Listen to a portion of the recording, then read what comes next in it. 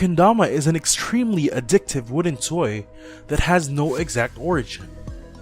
Some would say it came from Japan, while others would say it came from France. The Japanese are the first to master its craft, and now it is known worldwide, including in the Philippines.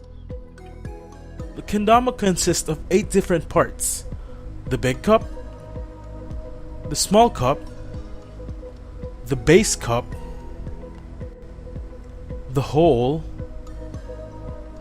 the spike, the ken, the ball, and the string. Mentally and physically, Kendama has helped me to learn how to persevere even in the hardest times. When I really want to lace a trick, I don't just lace it in one go. I have to work hard, I have to try and try again continuously, non-stop. It's not just bang, you don't hit a trick like that. First things first is really your dedication to the game. Second, you always have to do the basics first before you go to the advanced parts. Example, you want to do a triple lunar flip and you haven't done a single one, you're not gonna hit it. You have to try. You have to start from the bottom. Noong hindi pa ako naglalaro ng kendama, patamad-tamad lang ako sa bahay. Nanonood na ng TV, cellphone ko, hindi mag-cellphone. Nagla-laptop lang ako, naglalaro ng video games. Yun, so simula nung naglaro kami ng kaibigan ko, sineram ko sa kanya at tinuro niya sa akin yung mga basic parts, yung big cup, small cup, ayun pa. Nung 1 week pa lang ako naglalaro, nanalo ka agad ako. Hindi ko nakakali. Kaya mas naging confident pa ako maglaro ng kendama dahil ayun nga, isang linggo pa lang nanalo ka agad ako.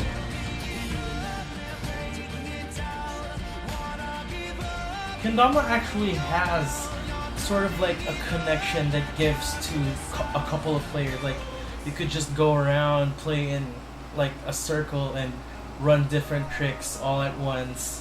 And that's what bonds the kendama players together.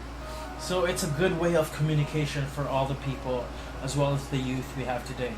I've seen people play kendama before during our trip from the Philippines to the US. I've been searching online about the kendama. I was curious. Luckily, I found a place here in the Philippines where they sell kendama, which is Goen.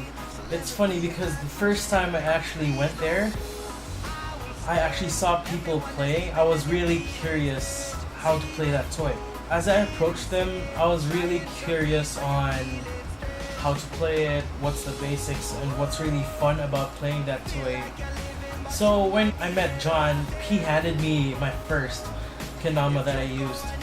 It was a real fun experience. I mean, all the lessons I've learned from playing the toy, it really made me reflect to a lot. When I got my first kendama, I really practiced with it a lot.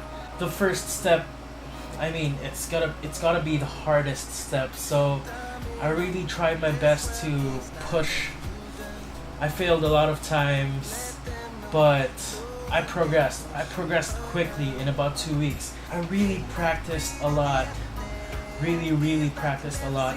So I started from beginner, then fortunately I moved up to intermediate, which was like a really quick way to combine different tricks. Of course I still failed, but practice makes perfect. Then I moved up to a bit of advanced tricks. Now these advanced tricks made me improve a lot, but the practice, the priorities, the discipline that I'm putting into playing, and from all that practice, it was what brought me into where I am right now. All I do is win, no matter what.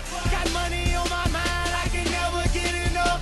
And every time I step up in the building, everybody hands go up. And they stay there.